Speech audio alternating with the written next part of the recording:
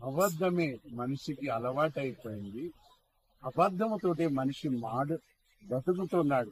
అబద్ధమే జీవితం అయిపోయింది, అలవాటుగా మారిపోయింది. మరి హృదయంలో నీ దేవుడు ఉన్నాడు. మరి ఆ భగవంతుడికి నువ్వు సత్యం చెప్పాలా. నీ జరిగిన ఘటనలన్నీ కూడా సత్యం పలుకుతూ ఉండాలి. అప్పుడే కదా నీ వాక్యకి శక్తి వస్తుంది. మరి ఆ భగవంతుడు అంతర్యామిగా నీలో పవర్ఫుల్ గా నిండిపోయి నీ గైడెన్స్ ఇస్తూ ఉంటారు.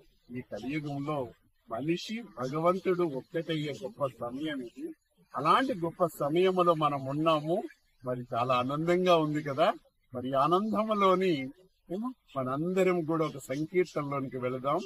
అదిగో అవ్వ బయలుదేరుచున్నది, అందులో భగవానున్నారు, నా నావలో కల్కి ఉన్నారు. జై కల్కి జై ఐలస్స, జై కల్కి ఐలస్స.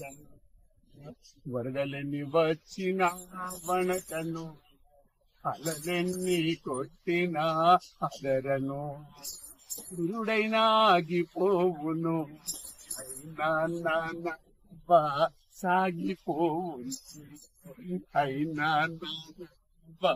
సాగిపోవును. అయిన దారిలో పోవచ్చున్నది, సురుగుండాలెన్నో తిరుగుచున్నది, అయినా నాన్న సాగిపోవును. జై కల్కి జై కల్కి. నడిరాత్రి జాములో నడిచిన, నడు సముద్ర మధ్యలో నిలిచిన, చుక్కానైనా సాగిపోవును. అటుగో బయలుదేరుచున్నది, అందులో అమ్మ ఉన్నారు, నా నావలో కల్కి ఉన్నారు, నా నావలో కల్కి ఉన్నారు. చాలా ఆనందంగా ఉంది కదా. మీ అందరికీ కూడా ఈ సంక్రాంతి దినమున ఆనందములో ఆ భగవంతుడితోటి మనము కలిసి నడుస్తాము, జీవిస్తాము. ఆ భగవంతుడు మనం పెట్టిన ప్రసాదము తింటారు. ఏదైనా దేవుడితో ఏ రూపమైనా పర్వాలేదు, ఆ భగవంతుడితోటి నువ్వు బంధం ఏర్పరచుకోవాలా. ఆ భగవంతుడు నువ్వు ఒక్కటయ్యే గొప్ప సమయం ఇది.